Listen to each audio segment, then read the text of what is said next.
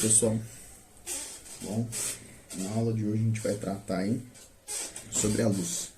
O que seria então a luz? A luz é uma forma de radiação eletromagnética, certo? Com frequência na escala do visível. O que quer dizer isso? Bom, o seu olho, se a gente for pegar aqui, o seu olho, ele é capaz de enxergar uma frequência de 700 a 400 nanômetros. Porém, existem valores de frequências acima disso, beleza? Então, eu tenho comprimentos de ondas aí e frequências que variam em torno disso. E o visível que a gente fala é esta ordem aqui. É como se você pegasse aí e pegasse, por exemplo, o ultravioleta, que a gente fala que existe, certo? A gente não consegue ver, mas a gente sabe que é prejudicial à saúde. O raio-x, a gente sabe que é prejudicial à saúde. E aí a gente busca estudar essas condições. Onde que está o visível, onde que não está, o que é que faz acontecer isso, o que faz acontecer aquilo. Bom, só continuando aí então. Então a luz, ela possui uma velocidade de 300.000 km por segundo, ou 3 vezes 10 a quinta km/s, que é o que a gente vê aqui. Se eu quiser transformar isso aí para metros por segundo, é só eu contar o número de zeros. 1, 2, 3, 4, 5, 6, 7, 8. Ou 3 vezes 10 elevado à oitava metros por segundo, certo? Então, as representações que a gente pode ter da luz é em quilômetros por segundo ou metros por segundo. Existem outras representações? Sim, certo? Mas as mais tradicionais que a gente vai utilizar é isso. E, como eu já mencionei, a frequência visível para o olho humano, ela encontra entre 400 nanômetros e 700 nanômetros. Acima disso a gente consegue enxergar? Não, certo? Um exemplo que a gente tem aí é, você vai mandar um sinal de um controle para a televisão. Geralmente os controles que a gente tem para televisão, eles usam a frequência do infravermelho. A gente não consegue ver, certo? O sinal sendo mandado. Mas a gente sabe que existe. Uma maneira de você ver esse sinal é você pegar uma câmera, de preferência uma câmera de vídeo, né? E você gravar você apertando os botões. Para onde que eu aponto a câmera? Para aquele LED que fica bem na ponta do controle. Aquele LED vai mostrar a informação sendo enviada. E aí a gente tem essas condições, beleza? Então, abaixo dos 400 nanômetros, a gente tem a escala do infravermelho, certo? E acima dos 700 nanômetros, a gente tem a escala do ultravioleta. Tanto o infravermelho quanto o ultravioleta, se forem mandados em excesso ao nosso corpo, isso é prejudicial à saúde, certo? A gente utiliza aí muitos bronzeadores, entre outros aí, para poder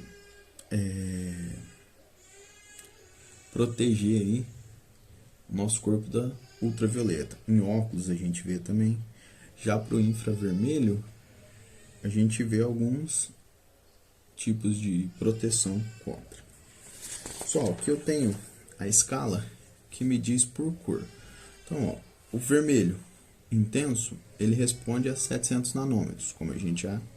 Se eu for pegando o espectro da cor por cor, eu tenho laranja 600, amarelo 580, verde 550, esse azul clarinho 475, um azul um pouco mais intenso 450 e o roxo, que já vai partindo para o violeta, né? Ele se encontra nos 400 nanômetros. Então, O que seria isso? Essas cores, cada tipo de cor, e a gente vai ter misturas delas, né? Que vão gerar as demais, elas se encontram na escala do espectro visível, certo? Então, lembrando, mais uma intenção. O que define aí a luz? Primeiro, a intensidade, o quão ela é forte ou fraca, certo? Segundo, a frequência que a gente está apresentando aí, conforme o comprimento de onda, certo? E por último, a polarização, certo? Por que polarização? Bom, a polarização, ela diz o seguinte: qual que é o ângulo que ela está fazendo para vibrar, né, naquela direção que você está enxergando. Porque existem alguns tipos de luz que, dependendo da região que você olha ela está de uma cor, ou ela vai estar com aquela cor, porém com uma tonalidade mais fraca ou mais intensa. Isso aí vai depender muito, certo? Outra situação que a gente vai ter aí, que a luz ela pode ser classificada com 3 situações. A primeira delas seria a geométrica, certo? Então, a geométrica, como a gente já tratou, ela utiliza raios de luz, que são linhas retas, certo? Essas linhas retas, elas são representadas aí para interação da luz com espelhos, certo? Com lentes, entre outros dispositivos aí. Por exemplo, um binóculo, uma lente, certo? Você vê como que a luz se comporta ao passar por esse meio. Outra representação que a gente vai ter da luz aí é de maneira ondulatória. E aí é um pouco mais moderna essa relação, né? E ela foi proposta aí, certo? Por físicos já do eletromagnetismo e física moderna. O que quer dizer isso?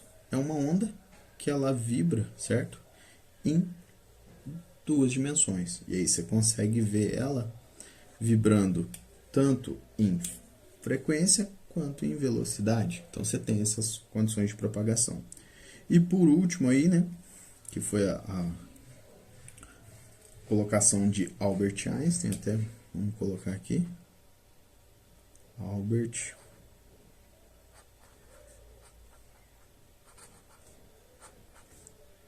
Einstein.